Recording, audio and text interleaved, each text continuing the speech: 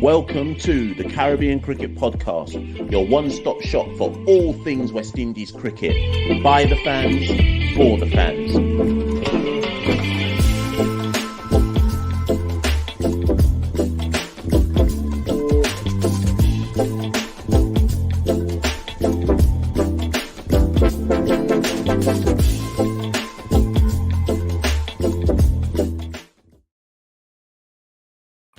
Yes, people. Welcome to another episode of the Caribbean Cricket Podcast. I didn't even mean to start this way. I was actually looking at something else on the screen and I just heard the music stopping in the background and I had to quickly return to the screen before I could do what I wanted to do. So Santokie's in the background. Let me bring him on. I didn't even do the Kimar Roach intro. Oh my goodness, what a start.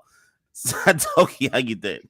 Yeah, not too bad, Mash. We'll excuse you for the start after your emotional roller coaster supporting Bromley Football Club yesterday in an all-time classic. Unfortunately, it was lost to Chesterfield, wasn't it, Mash, in the end? Listen. You see, people who are listening to this who may or may not live in the UK, there is a football league in the UK called the National League. It's under League 2. It's the greatest league in football. Every year when it gets to the playoffs, it's utter and complete chaos. And for those who follow me on social media feeds, Bromley did not disappoint in one of the most chaotic playoff semi-finals I think I could ever have watched in my life. But we move, Santokie, from one team that's lost to another team that always loses, the West Indies. We move to them and the latest news in West Indies cricket. Thank you to everyone who's in the live. Neeks, I can see Neeks in the messages. Listen, the episode of this live is to essentially look at the West Indies tour to Bangladesh, West Indies A tour, to Bangladesh. They are leaving, as I understand it, the players are either leaving tomorrow. They're supposed to arrive, they're scheduled to arrive in Bangladesh on the 11th of May. The first unofficial test match begins on the 16th of May. So I would make it that the players have to leave the Caribbean probably tomorrow, I would imagine. With a layover wherever they're going to lay over and so on and so forth. But Santokie, never a dull day in West Indies cricket. The A squad that has been announced, I would say that whilst on the whole, the majority of the names there make sense. As ever with West Indies selections, there are several question marks about some of the picks and some of the omissions, which is usual in West Indies cricket. Nothing's been confirmed via press release, so we're left as fans to just speculate as to what's going on. And before we even bring the squad up, Santokie, I think we should set some context as well, because I think you shared Red's latest article where he was cussing out the selectors. I haven't actually read it yet, so do you just want to share the context of what Reds was actually saying as well? Yeah, I think Reds was quick to get a cuss out in. So for those who don't know, veteran commentator, Guyanese commentator Reds Pereira, he wrote an article, or he had an interview in the Guyana Times, essentially saying, whilst there were, similar to what Machel said, whilst there were for the most part, there were logical suggestions, there were inevitably some head-scratching decisions. His one was on the focus of Yannick Carey being picked in the squad as one of the headlines. And interestingly enough, Mash, he also said that whilst he respects Desmond Haynes, he feels we should have 5 selectors in the panel, going back to the days of yesteryear. Now, I don't remember a time, at least when I've been supporting West Indies as an adult, that we had 5 selectors. But it's interesting that he's kind of thought that. And it kind of just summarizes, as you said, Machel, I think Cricket West Indies open themselves up to this sort of line of questioning and criticism, because for the Headley Week series, they had footnotes explaining why certain players, Rakeem Cornwall, Shane Down, which were absent. Whereas for this, the A-team tour, which is arguably a bigger tournament, bigger set of matches than the Headley Week series, they haven't given any sort of updates or information as to why certain players are missing. So it sort of leaves the platform open for fans to speculate. And we're just here to sort of dissect the squad, as it were. Yeah, most definitely. And before we get into it, let's just bring the squad up first things first, because there'll be people in this live who may not know the actual squad that's been named. So the West Indies A tour of Bangladesh, the squad is as follows: Josh De Silva, captain; Alec Athanaze, Yannick Karai, Casey Carty, Tagenarine Chandapur, Tevin Imlak, Akeem Jordan, Brandon King, Jair McAllister, Zachary McCaskey, Kirk McKenzie, Gudakesh Moti, Anderson Phillip, Raymond Reefer, and Kevin Sinclair. Do you know what, Santokie? Do you know where I want to start first? This is where, because I think we need to break down the kind of talking points of this A-team selection into kind of categories and topic talking points, so to speak. And the first one I think we should look at is, why have some test players been selected and why haven't others? And this is why this goes straight away into your point about, if you're not going to give a rationale, when I think the press release said something to the effect of, obviously this tour also represents an opportunity for players to get some kind of practice in ahead of the India series, which will be the start of the new cycle of the World Test Championship when India come to the Caribbean in July. Cool. I get that, Santokie. I've got no issues with that. But why, Santokie, are some test players in and some test players out? So, for example, Devon Thomas just played in the Headley Weeks tri-series. He's not in. So just to take Devon Thomas as an example, and I've got nothing against Josh being in. I've got nothing against Alec. Obviously, he was called up for South Africa. Nothing against Tej. Who else? Akeem Jordan, Gudakesh Multi, Anderson Phillip, Raymond Reefer, right? So that's about 6 or 7 players who are currently in and around the West Indies test setup. Why some and not others, Santokie? What rationale can you give me?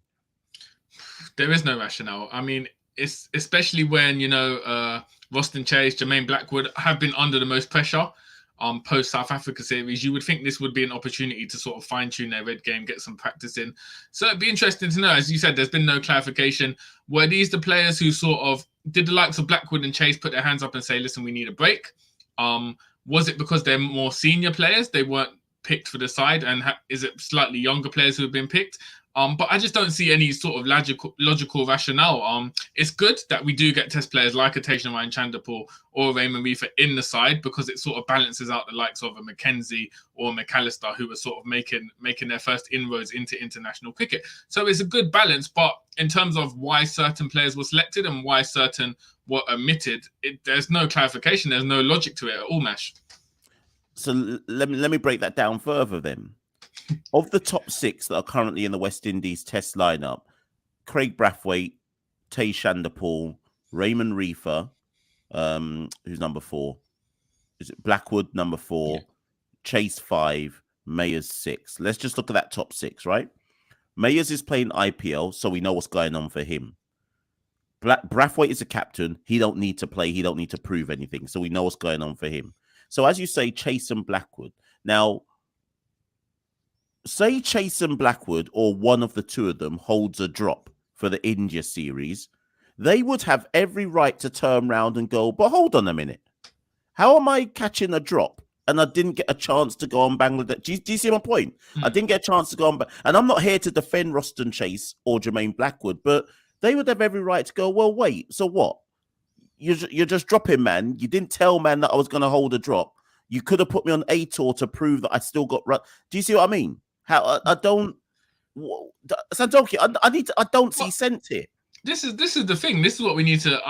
Was it a case of them not being selected, or did they say they needed a rest or chose not to play? This is the thing we don't know, because obviously they didn't play in the Headley Week series either. So if it was a case of they just simply weren't picked, as you said, they would have a case if they weren't picked for the Test series, that they weren't given a platform to prove themselves again. If they didn't hold their hands up and volunteer, or sort of want to be picked for either the Headley Weeks or these A-team series, it again leads to more questions. So whatever way you go about it, Mash, there's going to be questions without any sort of clarification as to, once again, what was the criteria for this A-side tour. It doesn't seem to be clear at the moment.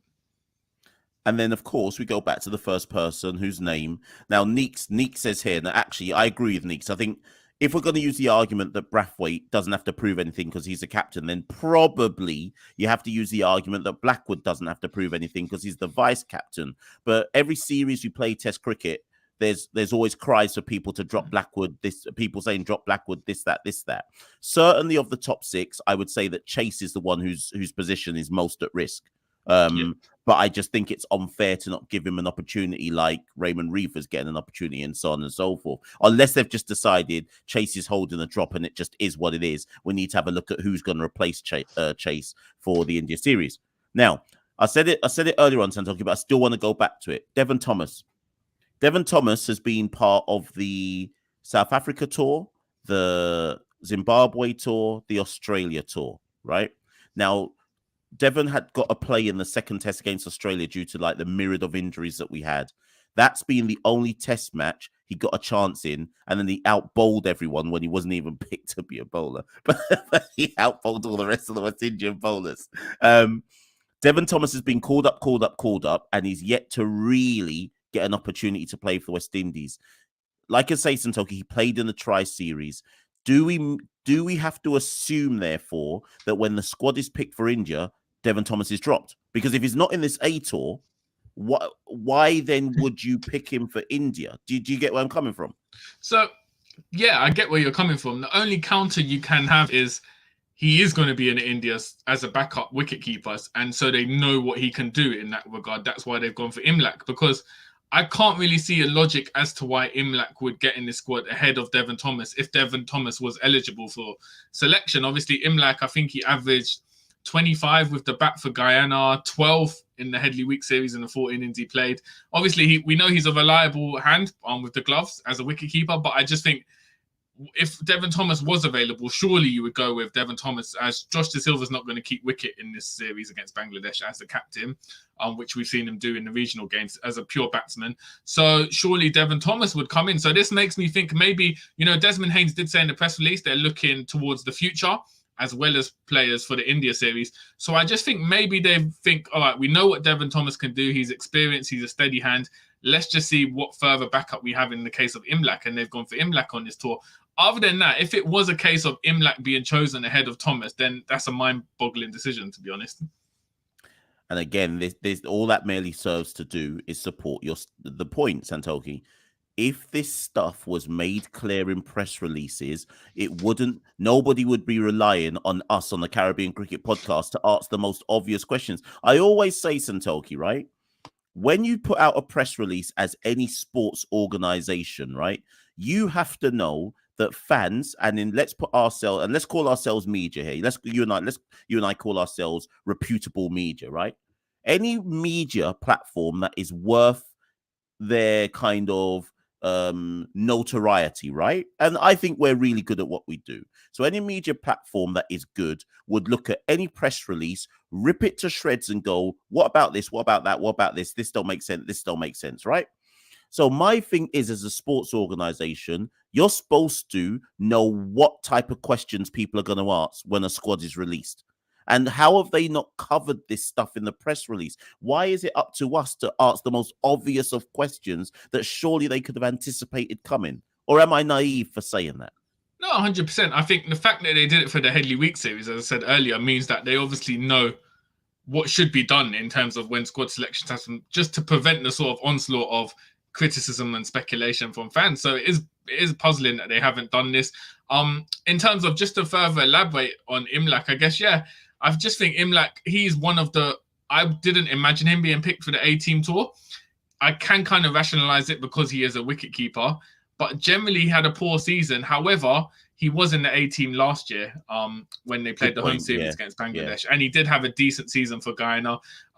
He's won 2 titles this season for the academy and for Guyana, so he's got the trophy wear. But I just think he's more of a long-term pick. I don't think they've gone on his short-term recent performances. I think overall he's someone who they trusted last season for the A-team tour. So I think, as well as being one of the few wicket-keeping options left in the region, bearing in mind Dowrich is playing club cricket in England at the moment, I just think that's why they went for Imlak. But again, if Thomas was available, then I wouldn't be able to explain why Imlak got their pick ahead of him. But if Thomas, as I said, if they didn't pick Thomas based on criteria, then Imlak makes sense in that regard as the backup choice for this tour. Right. So we are therefore say that the Caribbean Cricket Podcast line, based on our analysis of what Cricket West Indies have put out, is that we believe, or we are assuming, that Devon Thomas has been told that he's going to be part of the India Test squad anyway as a backup to Josh. And therefore, because he's 33 going on 34, he doesn't need to be on an A tour, and that the A tour is being used to look at the next possible wicketkeeper in the region. And that kind of fits. So 007 says, what about Jamal Hamilton? And actually, arguably, that argument I've just put forward is why Jamal Hamilton's not there. Because Jamal Hamilton is 32 going on 33. If they've already decided that Devon Thomas is the backup for Josh, what's the point in putting Jamal Hamilton ahead of Tevin Imlach? Tevin Imlach has got years on Jamal Hamilton, so you have to go with the younger wicketkeeper and look towards the future. So that one makes a bit more sense to me, if to justify why Jamal Hamilton wouldn't be there. But let's touch on one name that you just said, Santoki, and actually Neeks is right. You lot, we can never see the likes where, based on the studio that we record within, we're not actually watching YouTube, so we can't see the likes going up. So Neeks, thank you for telling the people. No, come on, man. You lot got us up here at 10:20 at night in UK, like we ain't got jobs to go to in the morning. Up the likes, you know. But Santoki, Dowrich is in Leamington in the Midlands in England, as I understand it, playing club cricket. Do we take that to mean that Dowrich has given up on playing for West Indies? Is he just saying to himself, you know what, that I can get a more reliable bag playing for Barbados and then going off to play club cricket elsewhere in the world than waiting around for West Indies to ever pick me again? Do we have to assume that? Yeah, Dowrich is done out here, I think, in terms of West Indies selection. The fact that he's a red ball exclusive player, so we probably won't see him in the region again until 2024. But yeah, if you're choosing to play club cricket, I mean, I don't know the finances, how much club cricket plays for overseas players, but essentially him choosing to play club cricket over going through the Headley Weeks series and meeting that criteria to go on the A-team tour, I think essentially, bearing in mind his age as well, he's 31 years old, I just think maybe possibly he's given up on reclaiming a spot in that West Indies side. So I don't think we'll ever see him again in West Indies colours. Pink Spaghetti says, no way is Dowrich in Leamington. I'm here for uni. Pink Spaghetti must be at the University of Warwick, which is where I went to uni. So interestingly enough, Pink Spaghetti, I don't know who you are, whether you're male or female, but I'm actually heading up to Leamington in a couple of weeks, funny enough. So I'm going to try hunt down Dowrich and try get him for an interview. So we'll try get an update for you lot on what's going on with Shane Dowrich and so on and so forth. So Santoki, that's talking point number one. Let's move to talking point number two. Brandon King is in. Shai Hope isn't. Now, hear me out, Santoki, before you deep dive into this one. The reason why I am calling that a talking point is because people would say, well, Mash, Shai Hope can't be in because West Indies have got the ODI World Cup qualifiers coming up in Zimbabwe in the kind of start to the middle of June. Definitely hear that. So's Brandon King, though. You have to assume that Brandon King's going to be in that ODI squad as well. So when I saw King's name, but I didn't see Hope's, I thought, well, hold on a minute. It can't be that automatically disqualifies the notion that Hope hasn't been picked because of World Cup low workload and all of that, because Brandon King surely is going to get selected as well, unless King's not going to be part of the ODI squad, Santoki. But I find that hard to believe. So, and for those saying, but Mash, Hope was playing in England. Yeah, he's now back in Barbados playing club cricket. So what's going on there, Santoki? There's nothing. And actually, Santoki, before you come into it, the other thing that's worth noting, remember the initial press release, they said that Hope had been given permission to go play for Yorkshire in the county championship. So it's not like Hope wasn't on the radar. So why is he not in the A squad, Santoki? That's $1 million question, Mash. I assume the fact that he played for Yorkshire, a higher level standard of cricket than West Indies regional cricket, put up, I think, 2 half-centuries, 2 decent scores for Yorkshire. I assumed that would have fast-tracked him into the A-team side and be eligible for West Indies selection. Now, there's only 2 ways to go. There's only 2 real reasons I can think why he's not in this A-team tour. Number one, those performances for Yorkshire fast-tracked him into the test side, and he'll be getting a call-up against India, which is a possibility, anything possible in West Indies cricket. The other angle is maybe as ODI captain, they said to him, you know what, listen, you've got more responsibility as a captain. World Cup qualifiers coming up. Take a rest. Like, we don't want you playing 3 red ball games in Bangladesh right before you're set to lead the team for World Cup qualifiers. So I can only think maybe the responsibility aspect is why Brandon King's gone and Shai Hope hasn't. Other than those 2 reasons, I don't know, because I would have expected Shai Hope to have been on this tour, Mesh. Now, so Barbados cricket aficionado, if this is who I think it is, drop us a comment. I'm presuming you're who I think you are on Insta.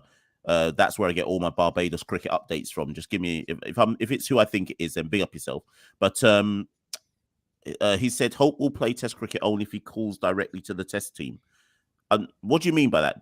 Do you mean if he tells Desmond that he wants to play. Like what? But I actually think Santokie. Sorry, and actually, no, let me bring up Tom's point as well. Tom says, I don't think Shea is as close to the test squad as we think he is. Brandon isn't, and Alec is, but Hope isn't. Why let him go to Yorkshire though? And he just scored runs in England. And because everybody always calls for Shea to be in the test squad, I actually think he is near a test call up, Santokie. What do you reckon? I think he sort of reinvented himself as a number 5 Red Bull player.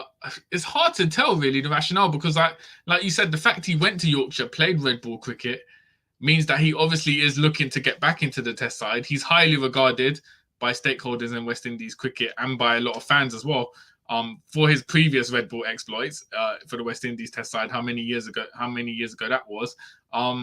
So I think obviously Alec and Brandon King are ahead of him in the pecking order, but I do think he is also someone who's on the cusp of potentially getting a test recall very soon.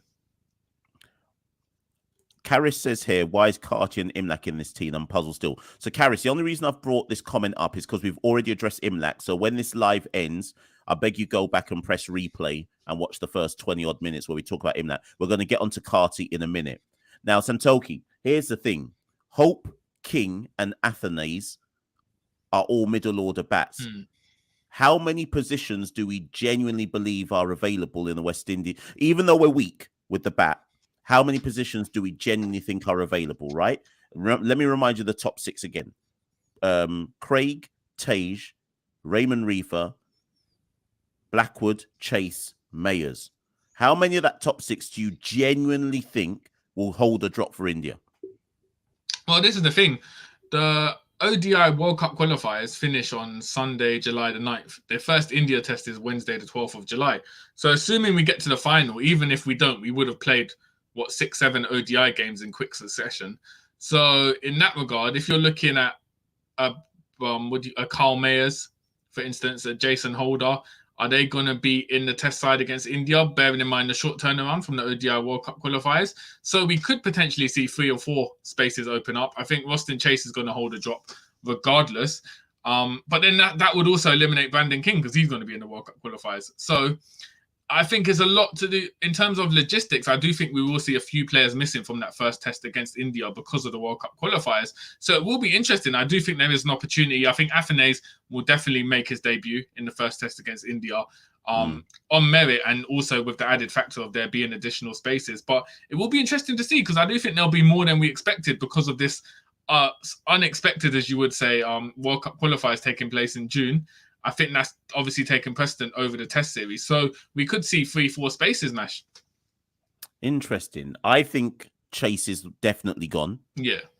Even though he tends to be protected, I think he's done out here now, which opens up one spot. Sheldon says he thinks 3's available, but that would be Raymond Reefer's spot. I don't think they're going to get rid of Raymond Reefer that quickly. And remember, did he not score a 50 in South Africa? So was it not 3 50s in a row, back-to-back 50s in Zimbabwe, and then a 50 in South Africa? And we can all talk and say, boy, Raymond Reefer's limited. He's not a test match number 3. But if the man scores 3 50s when he gets his opportunity, you can't drop him now. You have to wait for him to fail. I think he's also, Raymond Reefer's come on this tour to get more time playing at number 3. I think they're essentially wanting him to play at number 3 in this tour, just because this is a new role for him. So they want him to play number 3 in this tour, and then he'll carry on playing number 3 in the India series. So I think Reefer's a lock-in at 3. Yeah, 100. I don't see Reefer getting dropped to any. He'd have to, for Reefer to get dropped, he'd have to go duck, duck, duck, duck versus India, and then he's finished. He's done out here. But he's playing against India. I don't see his position under any kind of threat whatsoever. Okay, Santokie, let me call a name now. Let me call a name that's not in the squad. Watch the comments come flying in as soon as I mention this name. So we said Brandon King, who we agree is there on merit and has a test future. We believe that Alec Athanase is number 1 in the pecking order. He will be the first person to get a spot. What about Darren Bravo, Santokie? Now, people in the comments, I know you're coming for me as soon as I've mentioned his name. So let me and Santokie talk about him first before you come and flame me. Now, Santokie, Darren Bravo last year averaged over 50 in domestic cricket. This year, he's averaged over 50 again. He scored 2 centuries, I think 2 half centuries or maybe 1 half century. I can't remember. He was the second highest run scorer in the West Indies Championship behind Alec Athanaze. So he's had back-to-back seasons of good form. He's got the second highest number of test centuries as an active player in the Caribbean, with 7 of them being outside the Caribbean. He's got a double test match century, or a double 100 in test match cricket, I should say. Why is it, Santokie, that whenever Darren Bravo's name is mentioned, people want to just dash him away and say he's no good? I can see why he's not on this A tour, because he's 34 years old and we know what Darren Bravo can do. I still think he probably should have been on it, but I can see why he's not. But is he not on it, Santokie, because he's going to get a test squad call-up? And if he doesn't get a test squad call-up, then he's done out here then. Because what was the point of him putting up all those runs then? Tell me about Darren Bravo, Santokie. Well, I think Darren Bravo is someone who, divides opinion in West Indies purely, I think, because of his previous issues before with the board and all that kind of thing. I think he got a reputation from that. And I think also a lot of people, regardless of the stats you put up, Mash, a lot of people still consider him to be unfulfilled potential, considering he was hyped as the next Brian Lara. So I think there's a lot of sort of wasted talent kind of belief within Darren Bravo, which is why I think people feel so passionately about him. When you mention his name, people are quick to cuss out a lot of the times in the region. As you said, he put up the runs in regional cricket. I don't know. I don't think we'll see him in the India series. I think he would have had to have gone through the A-team series to play in that India side. And I just think it's either one, because of his age, and also I'm not sure if you look at the regional season, he obviously hit those twin centuries against Leeward Islands. So he put up most of his runs against one team. However, his scores, I think he got 195, but generally his scores weren't amazing. I feel like Darren Bravo would have to have put up amazing numbers because he has been given chance time and time again to be in and out of the West Indies test side. So I just think he's not going to make the test side. I just can't see it. I reckon they factored in his age along with a few other things. So it'd be interesting, Mash. What would be your opinion? Do you think Bravo there is an opportunity for Bravo to make the test side, or do you just think they've cast him aside essentially now? I mean, so Deek says that he thinks that they're done with him. My argument is basically this. When you have a West Indies middle order where you cannot rely on them, right? And that's everybody from Reefer to Chase to Blackwood to Mayers, right? As much as we're saying that we only think Chase is going to hold a drop, if we're being realistic, all 4 of them could hold a drop, right? If we're being realistic, if we're talking about genuine test match standards, all 4 of them could hold a drop, because I want to say this respectfully. Do they show a level of consistency that suggests they should be permanent fixtures in the West Indies test side? If we're gonna call a spade, none of them can say their spot should be certain, right? So when you have that kind of brittle middle order where you can't get consistent scores out of them, I don't think selectors are in any position to turn their nose up at Darren Bravo. To me, it's conservative thinking to basically always take the attitude of, well, boy, if a man scores 150 in a 2-match test series, that's enough to keep him going for the next test match series. Do you see what I mean? In West Indies cricket, you just have to score a 50 and your place is certain for the next series. 150, that's all you have to score in a test series, and you're not getting dropped. And I just wonder if people know that their position isn't under threat once they've scored a 50, how serious is our selection policy then? Do you get where I'm coming from? Yeah, no, people think we're always joking when someone hits a 35 plus in a test match and we say they've secured their place for the rest of the year. But as you say, Mash, it's essentially the short-term nature of the side, because scores are so mediocre. If you do hit something a half century, you ensure your place in the side, but that's not a healthy attitude to have in terms of building a long-term successful test side. So I get what you're saying. I think Darren Bravo has proved a reliable hand, but I just think, he hasn't played test match cricket since 2020. He's 34 now. I just think they've decided they're done with him. He's been given enough opportunities, 56 tests, which is unfortunate. We know the talent he has, but I think realistically, as a middle order batter, there's probably 3 or 4 options they'd go with ahead of Bravo in this current time.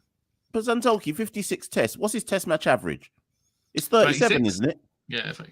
Right, so that makes him better than every single person in the Caribbean, Santokie. Come on, man. Hold on a minute. And also, my last thing that I'll just say, whenever people say to me, but he's 34, the Australians recalled Usman Khawaja at the age of 36. A man went on to have the greatest years of his career. So I'm not buying that 34 means that you're done out here and you can't bring anything to West Indies cricket. Listen. Darren Bravo's 34, but averages more in Test match cricket than every single person in the Caribbean. I don't know, man.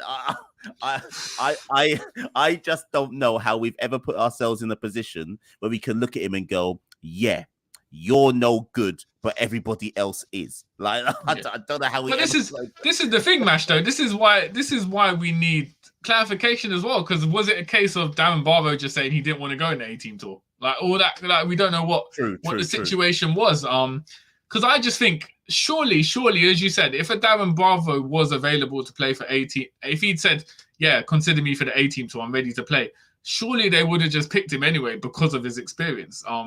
So it is a baffling one. I don't know if there was more to it then. Maybe at his age and experience, he didn't want to play A-team cricket, having to prove himself. We don't know unless it's clarified if he chose not to be selected or what the reasons were for that. But yeah, as you said, Mash, in the region generally, we can't afford to be too fussy with especially with our middle order batsmen. Most definitely. Right, let's move to the next talking point. So there are other batters in this squad. One of them, let's talk about the 2 that are there who you... Okay, let me just say the names and then I'll ask you if they're there on merit. Casey Carty, Kirk McKenzie, and Zachary McCaskey. Now, McCaskey, I had him in my squad. I think he goes there as a potential pick for the future as an opener. I think if Shane Mosley hadn't pulled up with was it a hamstring injury he got? Yeah. Maybe Mosley would have gone instead of McCaskey because Mosley has played Test cricket before. He got that one chance and he's played A-team cricket before. So I think McCaskey has probably benefited from Mosley actually pulling up with an injury. But in terms of performance in the West Indies Championship and then performance in the Headley Week series, it makes sense that McCaskey gets a chance. So I don't think there's too much dispute about McCaskey going. Let's talk about Casey Carty first. Casey Carty has played for the West Indies in ODI cricket before Test cricket. Most people would say that Carty's game is better suited to red ball cricket. He averaged 36, I think, this season. Might have been higher, actually, 37 for the Leeward Islands in the West Indies Championship this year, and then was just so in the Headley Week series. Does Carty deserve to be there, Santokie? Yeah, I guess as you said, he said his average was decent enough. He's someone we've seen him play white ball cricket for West Indies. I think similar to Brandon King, you're going for him based on his ceiling. He's got a high ceiling. You feel like he's got a lot of potential. So the more red ball games you get him playing, the more he will improve. So I think Casey Carty, whilst you could argue there were others who may necessarily have got in ahead of him, I think in isolation, his pick can be justified. I don't think it's as absurd as like a Yannick Carey getting picked to this side, for instance. So Casey Carty, for me, no real issues, and I'm interested to see what he does in this. I think the Headley Week series, for whatever reasons, I don't know if it was the fact that the players weren't used to playing with each other or the pitch. I think you can't really look into that too deeply because most players seem to have performed poorly in that. And from what we understand, the A-team selections were made before Desmond Haynes called all the people that were selected before the final game, the Headley Weeks game. So so one round of that Headley Week series wasn't even taken into consideration. And so most of the picks you'd imagine were based on the 5 regional games. So I think the Headley Weeks, whilst it was good in theory, I don't think it can be reflective of sort of performances. And I don't think it was considered that seriously in terms of selections for the A-team side. But yeah, based on his performances for Leeward Islands, I don't really have any issues with Casey Carty being in this side. Yeah, I think I really like that phrase you use. I think this is a ceiling pick. I think that's a really good phrase to use. I think we know about Casey Carty from under 19 days. He's 25 now. they just want to have a look at him. And I get it. I totally get the idea of having a look at Casey Carty. So I don't really have any objection to Carty being there. I can understand the rationale for Carty being there. You just said, Santokie, though, that you don't really think they use the Headley Week series, right?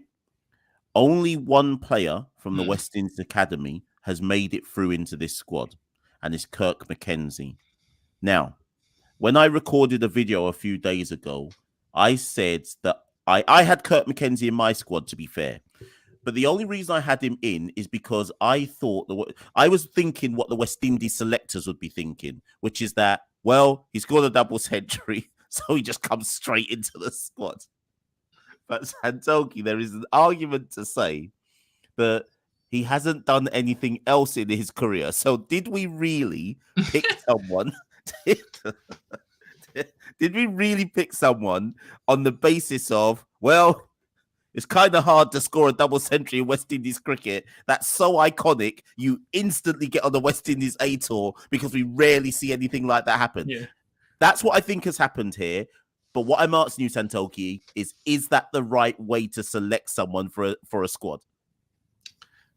Firstly, yeah, I agree. I think Desmond Haynes hit the panic button as soon as he saw that double century. We got to get this. We got to get him called up to the side. It's definitely not the right way. It's a haphazard way. I always think, obviously, selections for A-team tour, senior tour, need to be based on a large selection of games, at least like 2 seasons, at least, like what we saw with Tagenarine Chanderpaul. Like, you need to have some sort of consistency.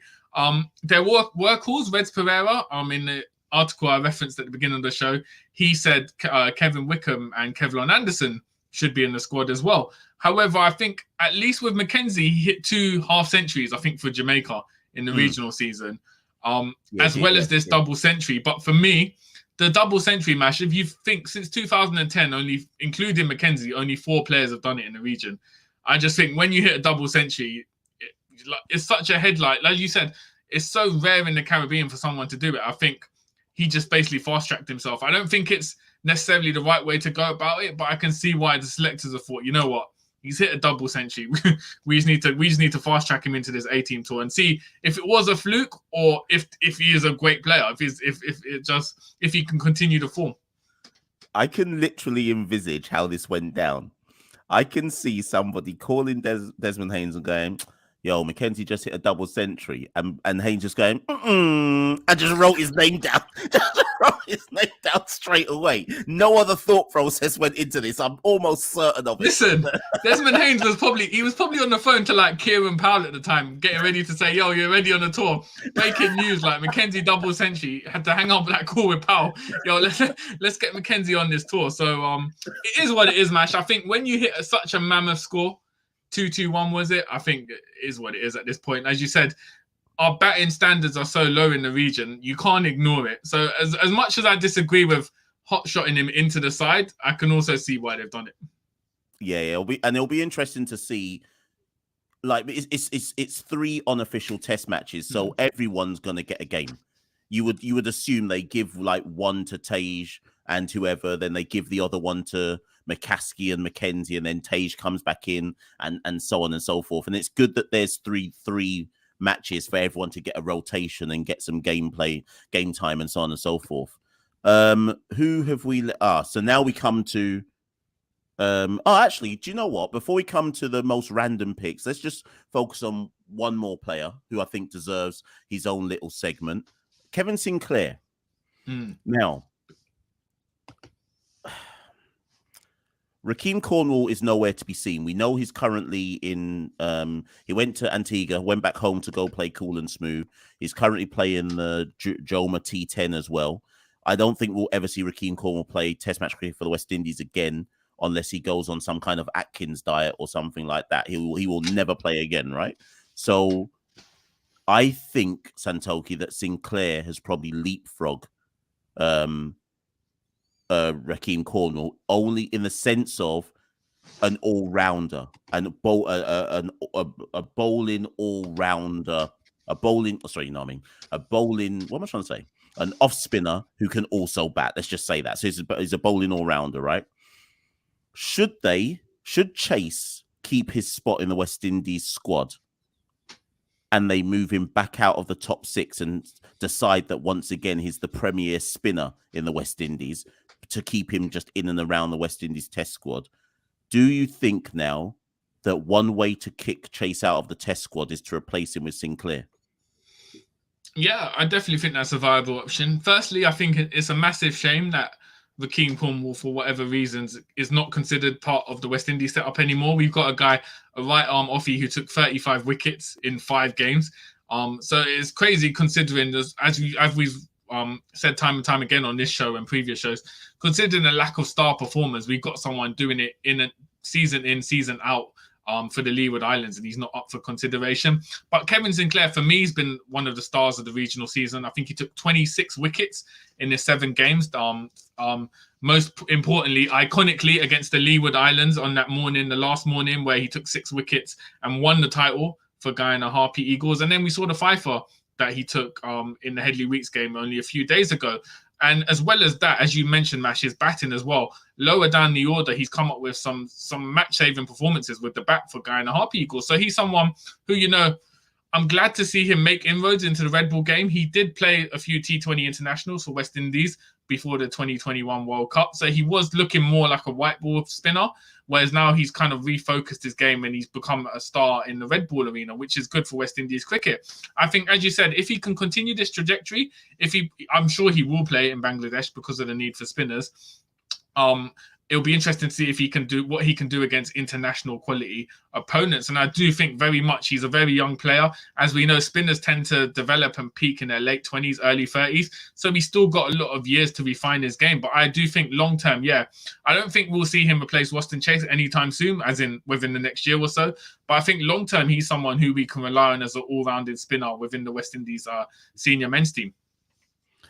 Even though this is a West Indies A squad vis-a-vis red ball cricket, I do wonder, Santokie, I would take Sinclair to the World Cup qualifiers rather than Roston Chase. I'm assuming that Chase is going to be the one who gets to go because of his experience. But again, there's just an argument to say that, because remember, Sinclair had got the ODI call up against New Zealand last year, and then just disappeared from selection again, which made no sense because it's not like he played badly against New Zealand. So I feel a bit sorry for Kevin Sinclair because he's kind of in and out.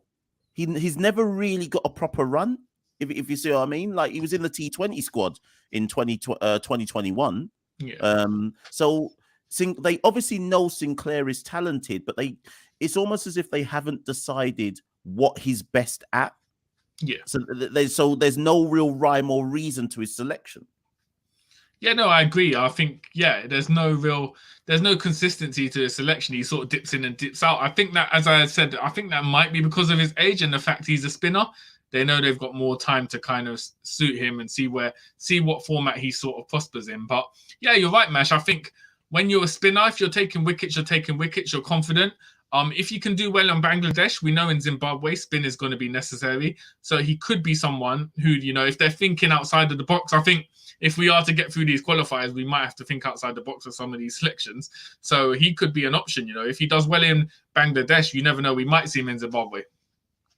Most definitely. I'm gonna jump past Jair McAllister. I think Jair McAllister's selection makes sense. Again, if we're taking a West Indies A tour to be, you're looking at the future and this, that, and the other.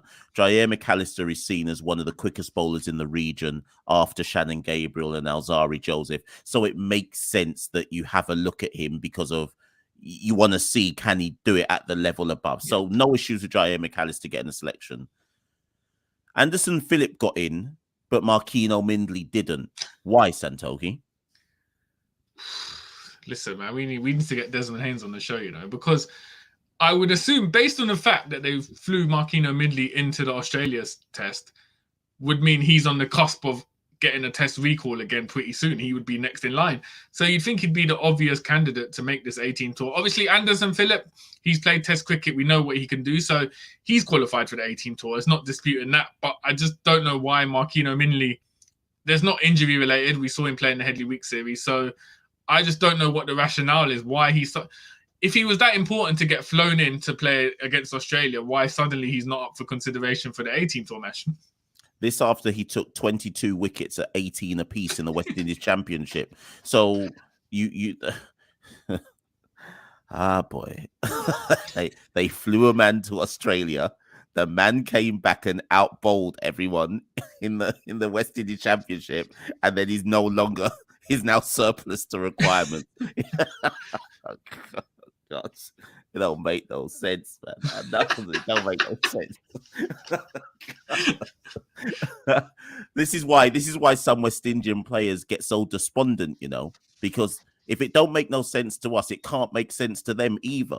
Like, I can't find the rationale to justify it. But moving swiftly on, let's end this show then with the biggest and most random call of them all, Santokie. I think to understand this particular pick, we have to go back to last year. Last year, prior to the 2022 World Cup, Yannick Correa got picked in the West Indies T20 squad out of nowhere, Santokie. Out of nowhere. He didn't play CPL, had never played any kind of significant T20s before, just suddenly got into the T20 World Cup squad, then didn't even play in the World Cup.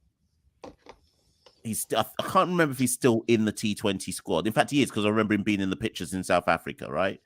He's also got a call up to the ODI squad. Now, to my absolute shock, despite doing nothing of any note whatsoever in the West Indies Championship, not being called up for the Tri-Series, he then gets a pick for the West Indies A Tour. And then, in the press release, nobody even mentioned it. He just there. The press release didn't even mention my man's name. It made out like that just made sense that he was in the squad. Now, before you sum it up, Santokie, let me try and defend him slightly. He can only be in this squad because West Indies are so desperate for a leg spinner that they said, you know what, my man, you just have to just get into this squad as well, because we just need to see if you can do it in red ball cricket as well. But what does that say to the rest of the region, Santokie, that a man can only play 2 or 3 games in the West Indies Championship, do nothing, then not get picked for the Tri-Series, then still get picked for West Indies A duty? What, Santokie, I think it sends a terrible message to the region. Yeah, I know leg spin is valuable in the region because there's hardly any players who can do leg spin. But I just think, as you said, Mash, I'd forgotten he'd played in the first class season. I had to look up his stats when I saw his name get picked, and he's taken 2 wickets in his 2 games at an average of 60. He scored a few runs in his 2 games, but if you're coming as a leg spinner, predominantly your performance with the ball are what you're judged on.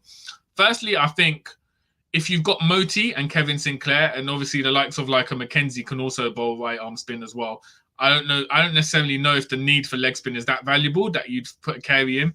But then also, you've got Mansingh as well, a leg spinner, who took 12 wickets at an average of 29, and he's younger than Carey. So if you're looking at it based on performances in the regional season, you've got Mansingh, who played a whole season with Jamaica. Obviously, he didn't get picked for the Headley Week series, so that sort of indicated he wasn't on the radar. But if you are picking a man basically because he can do leg spin, why not take someone who's played more recent first-class cricket in the region, is younger, and is a future prospect? It just feels like Desmond Haynes is a big fan of Carey and his leg spin, and so he's just decided to make him his go-to for any format based on no real criteria. I mean, he's the first player in history to make a West Indies international side without playing CPL. Like, it's crazy. Like, I don't know how he's been managed to leapfrog himself into all these teams. So I just think, they've overestimated the value of leg spin and put Carey in. But I personally think if you did need to have a leg spinner, if you just wanted to try a leg spin in Bangladesh, why not just go for Mansingh?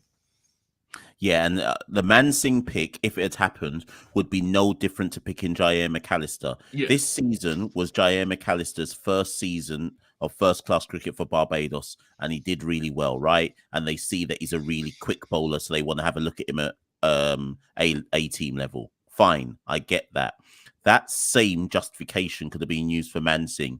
First season at first-class level for Jamaica, he bowls something that there isn't much that he bowls something that not many people in the Caribbean can do well. He did well in his first class season. He's only 26. He's got time on his side. Let's have a look at him.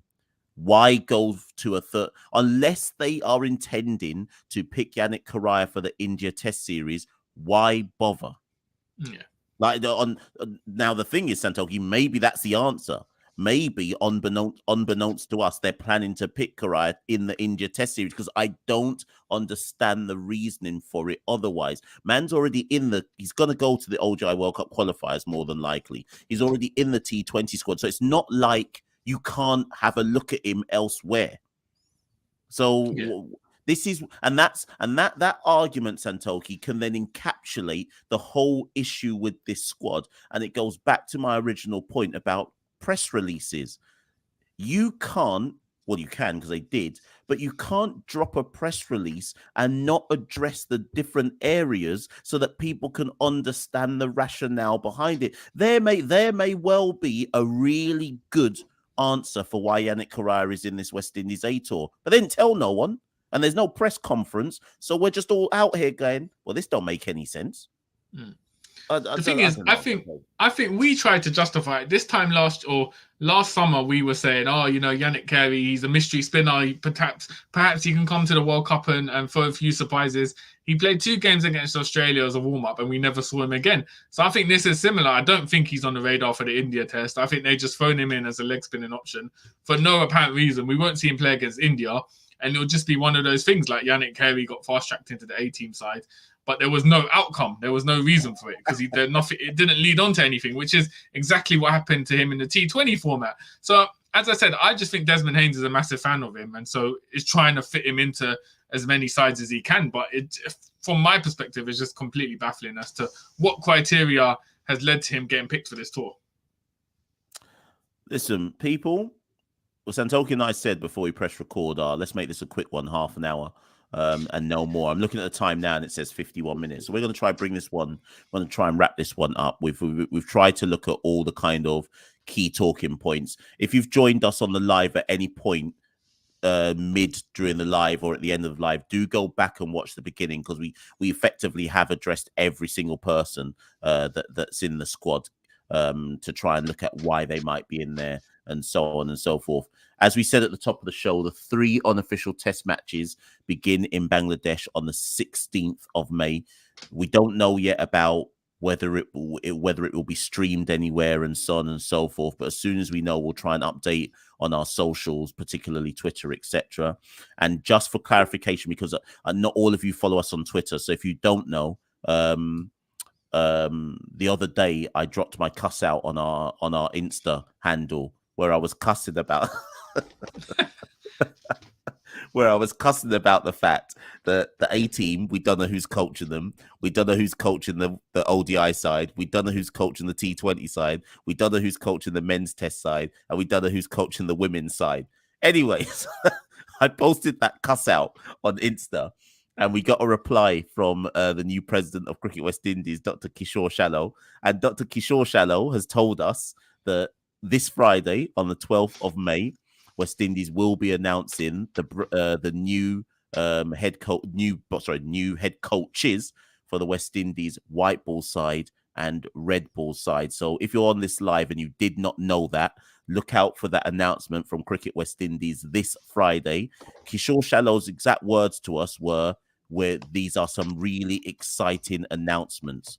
That tells me, Santokie, that it's going to be an overseas pick because you wouldn't say that about a domestic person. So I'm just assuming that it's going to be somebody from overseas for at least one of those jobs. What do you reckon, Santokie? Yeah, I think one will be overseas. It'll be interesting to see if Andre Kohli gets put up for consideration. You would argue he was more of a red ball pick, but based on his performances with the white ball side against South Africa, particularly in his T20s, you never know, he could have got the white ball gig. But Mash, I do think one overseas coach will probably be in the mix if you are making it a headline announcement on Friday about it. And he also, I think, confirmed that Rayon Griffith will be the Guyanese coach, will be the head coach for this A-team tour, which strangely wasn't announced in the press release either. Yeah. So that we are assuming, based on what Dr. Shallow has told us that will be round, Griffin. But again, we expect some further announcements to come out from Cricket West Indies, or maybe there'll be no announcement and we won't know until we just see him in a picture out in Bangladesh. So we shall see. But listen, ladies and gentlemen, thank you so much for joining us on the live. As ever, do share it with people if they weren't able to join us, because maybe if you're in the Caribbean or the States, you're coming home from work at this moment in time, so you weren't able to join us on the live. Obviously, if you're watching this on the repeat, thank you for coming through at a later date. Share this with people, and before you all click off and go, do press like, do press the subscribe button, do press the notification button, and all of that jazz. Last words to you, Santokie. Yeah, thanks for everyone for tuning in. Obviously, put the word out, Caribbean Cricket Podcast, bringing those valued opinions about West Indies cricket. And yeah, we're looking forward to this A-team tour, and we'll hopefully be able to get a Dr. Kishore Shallow or even a Desmond Haynes on at some point to sort of clarify, open up about all these topics. So keep an eye out, and we will be back soon. But yeah, thanks for joining in, guys, and have a good night. Cheers, people. Stay locked. We rule the cricket world. Now the rules. Welcome to the Caribbean Cricket Podcast, your one-stop shop for all things West Indies cricket. By the fans, for the fans.